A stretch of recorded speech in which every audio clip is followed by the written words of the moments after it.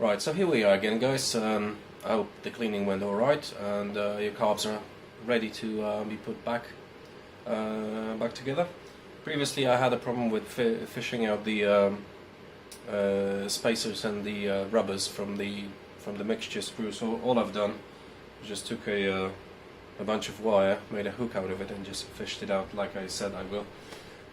So yeah, it's not much to say really. Let's crack on. We're gonna do one, and the rest of the three are just the same thing, so I'll show you one and then I'll skip to the actual finished product. Right, so we're gonna start from the bowl side of things, and without further ado, we're gonna start putting stuff in. So the pilot jet.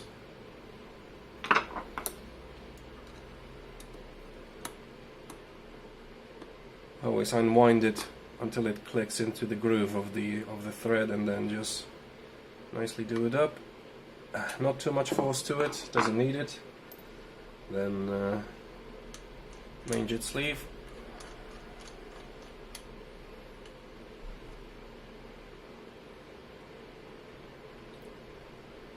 Just to remember, it's is that supposed to go in further? Don't look it. Let's have a look at this one, just to be sure. Yeah, you know, that's only as far as it goes. Do it up, not even a quarter of a turn. Doesn't need more. It's all brass, so it's very delicate. So it's incredibly easy to damage it. Same with the main jet. Just a bit of a turn. So that's the two jets done. Now the float. Now with the float, of course, with the needles, it's always worthwhile checking whether the cone is worn. It will have a ring of wear on it, and also worth checking whether your spring is nice and springs back. That will keep the whole float bouncing. Put it back on. Bam. Slide it in. Get a pin. Guide the pin through. That works nicely. And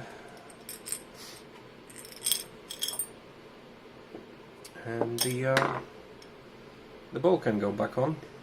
Make sure you got nice gasket.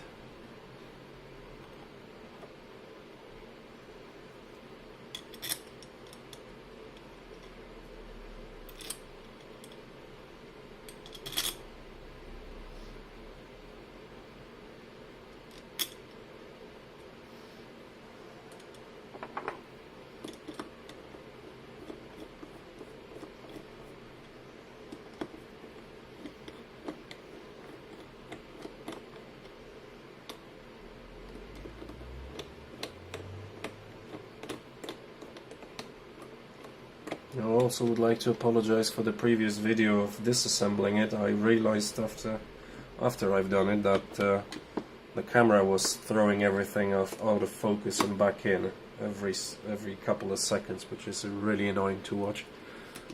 This one shouldn't do it anymore. I've changed the settings, as you can see, this is the one that I have a nut at the back. So you just want to tighten it evenly across, and then just grab a if I can find one,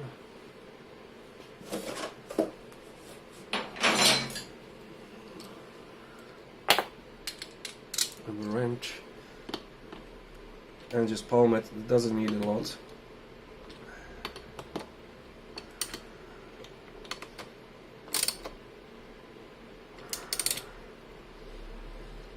That's it. Now the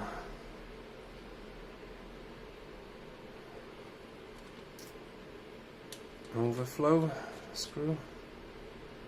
Check it in. This is another thing that doesn't have to be mega tight, because it's I always end up stripping those bolts It has an O-ring on it, so it shouldn't let past. And that side is done. So we're going to flip it on the side. We're not going to flip it on its side, we're going to flip it upside down.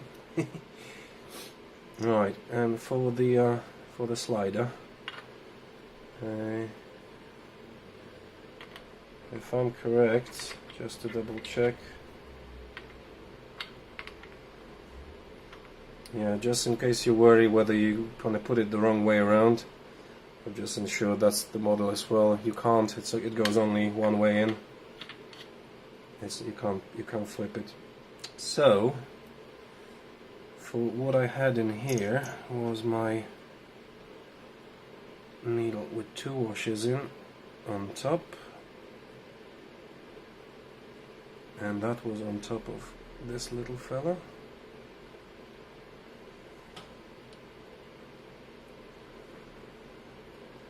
Can't remember how to put it in properly. I think I'm gonna guide this in. There we go. So that's in. Flip it on its side, because I want those 2 washers to be in nicely. Now I can flip it on its head and just push it down so it clicks into place. It's a bit of a push fit. It's not ideal, but normally you can just push it with your finger. The needle should still wobble about, but this end should be fairly rigid. That's the job done.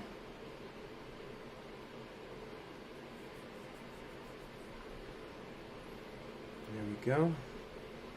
So that whole thing, you can guide it in into the needle sleeve, which you can see in the bottom. Otherwise it won't slide in. Now it's in. Pop that back in.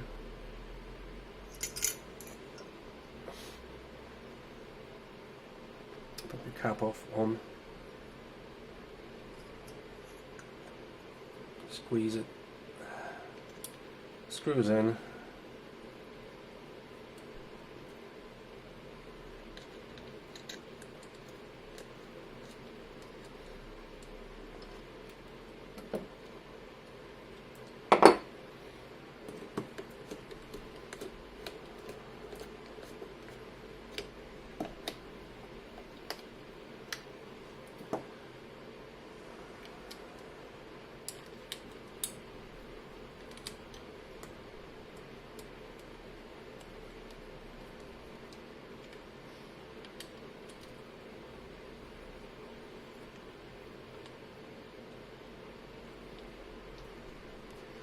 And that's it.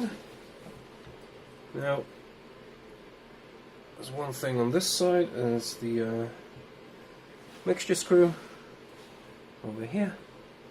So, for the mixture screw, we need the actual screw, and on top of it goes the spring. On top of the spring goes the washer, and on top of the washer goes the O-ring. Yep. There we go. Nice and snug. So it actually doesn't fall out by itself.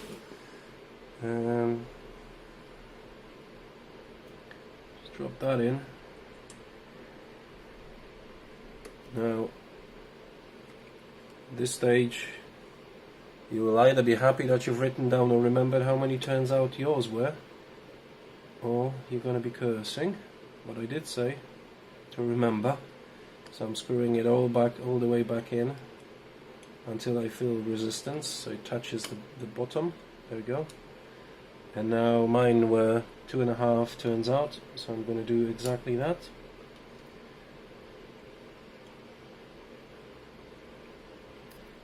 So that's 1,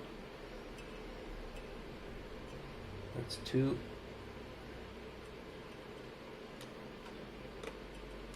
and that's 2.5. So that's good, and that's pretty much it.